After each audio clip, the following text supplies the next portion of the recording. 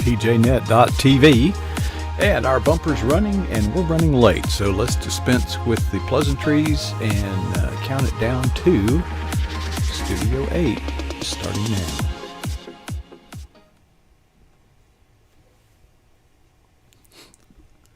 All right, we're off to a roaring start. Welcome to a brand new week here on pjnet.tv. It's the time of the month when Andy Clapp comes to visit us, and let's hope and pray that his internet connection survives the program for the next, 15 minutes or so.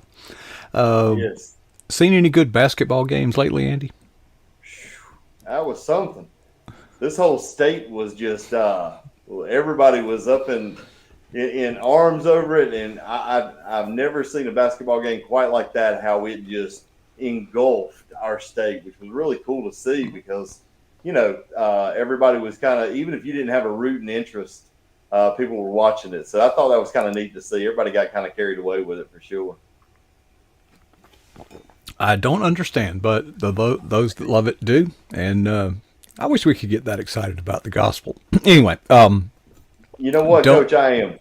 I'm excited about the gospel. I'm stoked about the gospel, and with it this week being Easter, how can you not? If you're a Christian and this week you ain't on fire for Jesus, when you gonna get that way? Because seriously, we're celebrating the resurrection of the Lord this week. That's bigger than any ball game I ever seen. I see that apparently your church, Mount Zion Baptist Church, has a tradition of Kids Day on Palm Sunday. Yeah, well, we have it's the day before Palm Sunday. Okay, that's right. So what we did, it's a neat event. It takes on different forms, different years. We let them have fun. I think we threw out about 1,300, 1,400 eggs. And about $200 worth. It was a lot. It was a whole lot. Eggs have doubled, man. Yeah. In fact, they don't even bother to hide them. They just throw them out there. Mm-hmm. But we get to talk to them about Jesus, and that's the greatest thing, is that we're guaranteed that opportunity to tell them about Jesus and what Easter's about and what it means for them, which is the most important thing, is that connectivity between what we celebrate as a holiday, but actually what it means, the meaning of the celebration. And we read, part of it, we read Michelle Medlock Adams's What is Easter to all those kids that were assembled there. And they were just glued listening to this message about Jesus. And, I've been preaching lately that at some point in our lives, the cross has to move from being a symbol to a statement. That if it's just a symbol, it's something we pass on by and it doesn't really change us. It's just a symbol. Maybe it reminds us of the death that Christ suffered on the cross. But when the symbol becomes a statement, then we have to stop and deal with it. And the statement was this, Romans 5:8. It says, God proved his love for us. Mm-hmm. That God put it on display. I like how the King James, I believe it's the New King James, says God demonstrated, which means to put it on display for all the world to see, that while we were yet sinners, Christ died for us. Mm-hmm. And that's when the symbol becomes the statement. Okay, it's not just a cross. It is God's definition of my value in him. It is also the recognition for me of the weight of my sin and the cost of my sin. And it is the depiction, the absolute depiction of Jesus spreading his arms wide open. Even when the world pushes us away, Jesus widens his arms and says, I welcome you in. And that right there, when I get to that point that I'm looking at the cross, and that's what my mind is just trying to wrap around. The cross isn't just a symbol around my neck. No, it's chiseled into my heart. And the word of God reminds me of all of these truths of the cross. And that's why out of all the weeks of the year, I'm most excited about this one in Christmas. Speaking of weeks of the year, Holy Week, I was listening to a podcast the other day. Yeah. The 7. Yeah, that was fun. Now that one's fun. We got me, Kyle, Bethany Jett, Michelle, Julie Lavender, Dale Didway, and Britt. And the seven of us, we come together and do podcasts based on different topics, and we it's all Christian based, but it also incorporates writing and just the Christian life in general. And that has been so much fun, but such a blessing because I think all seven of us are growing and learning from each other. But then we said, okay, now how do we take this and use it for the glory of the kingdom to reach the world? I believe Jesus literally meant go and make disciples of all nations. Yes, he did. I don't think Yeah. that was a suggestion. Yeah. It wasn't That, a great suggestion. It was a great commission. And I'll be honest with you, I don't feel worthy of being on that. If you ask me what I think about myself, um, I go back to Second Samuel. I feel like Mephibosheth, and Mephibosheth, when he was called into the palace of the king, he looked up and he said, "What do you want with a dead dog like me?" And when I see myself, that's what I see. But the King of Kings and the Lord of Lords has a place at the table for me. And if he can extend that to me, how many more people can he extend that to? To all so who will see, to all who will come, to all who will believe. And I've decided, Coach, I got to the place where, much of ministry sometimes is we spend a whole lot of time, way too much time, coddling the redeemed when we're supposed to be going out there seeking the lost and reaching them with the gospel. And this was a great opportunity to do it with seven people that I enjoy spending time with and sharing with. I mean, if you ask me what my highlights are, sometimes, outside of my family, I better put that in there because my wife will kill me. But outside of my family and outside of the ministry work, the highlights of my life are some of those are, my time with my friends, doing that podcast and being on PJNet. Those are my things. And I'll take that above anything else because it's an opportunity just to talk about Jesus who changed my life. I was very impressed. That is quite an accomplishment. That podcast was first getting seven volunteers together at the same time.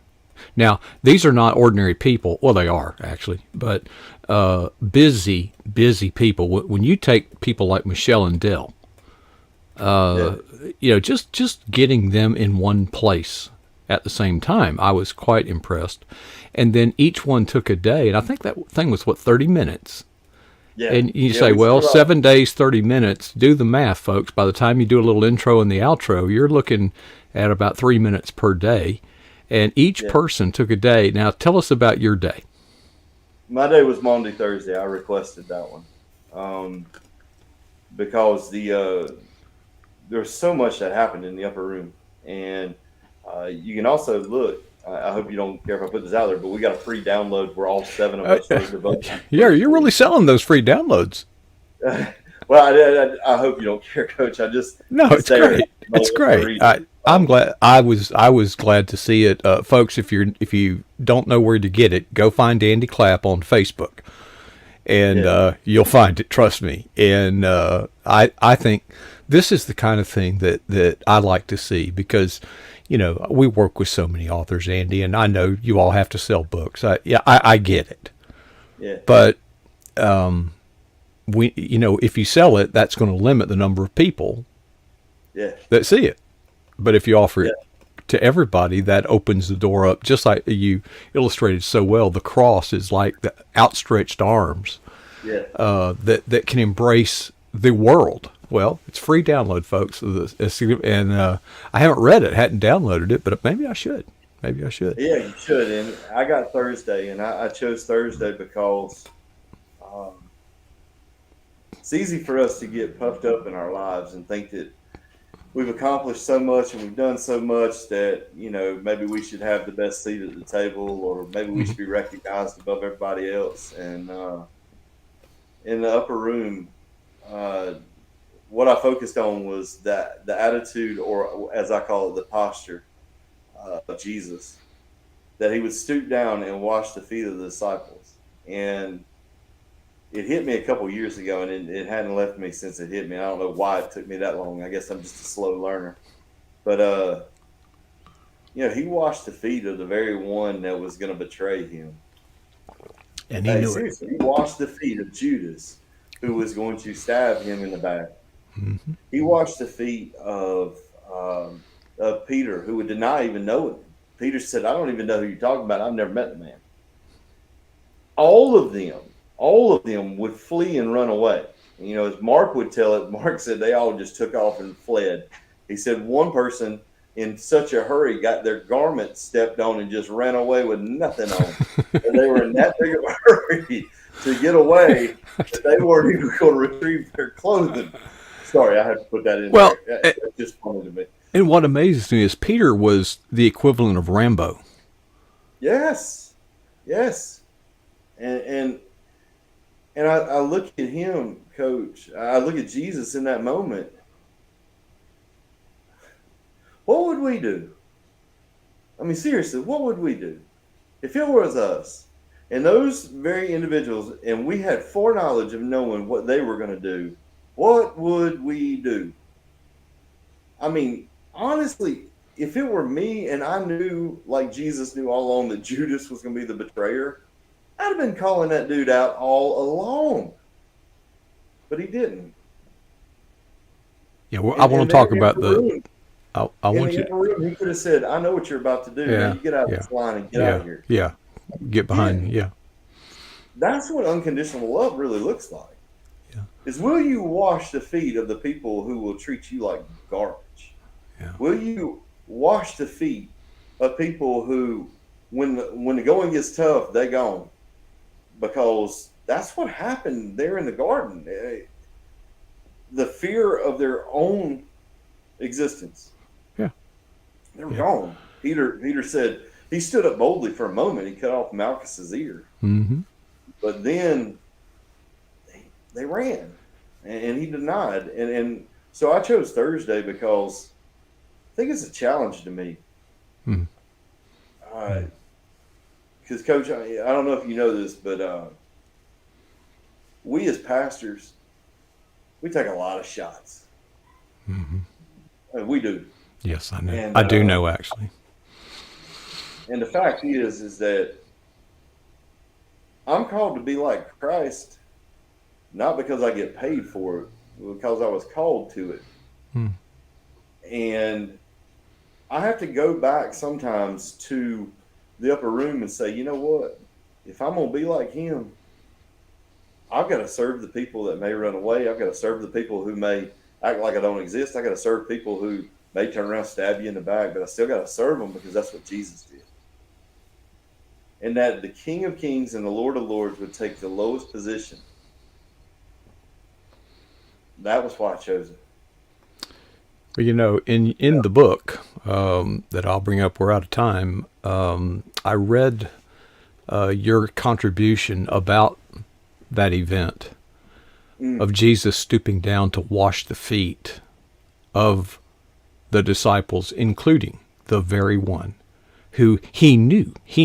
It's not that he washed the feet and then Judas betrayed. That's one thing. But no, he knew it. He knew.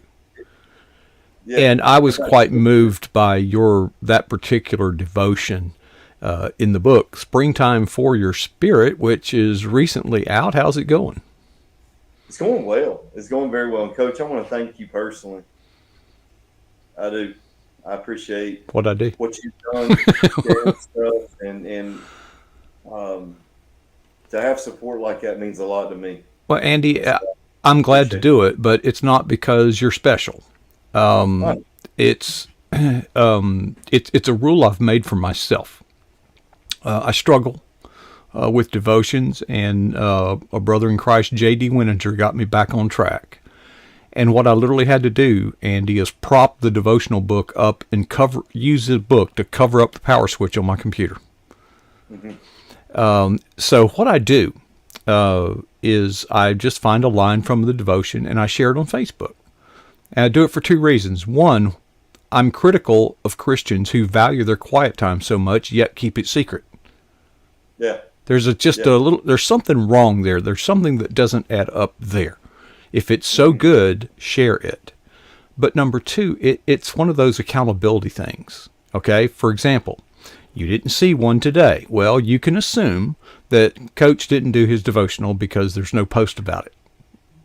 So it helps hold me in account. I've got, a Facebook group, a family of people, and if I were to just quit and never do it again, they would hopefully call me up and say, what's wrong? We're out of time, Andy. I wanted to talk about the Judas tree, but I guess we'll have to get it from the video you made on Facebook. But I'm glad the internet stayed up long enough for us to do this, which was kind of questionable. But folks, we did get a late start, so we're just going to have to wrap it up early. But don't you worry.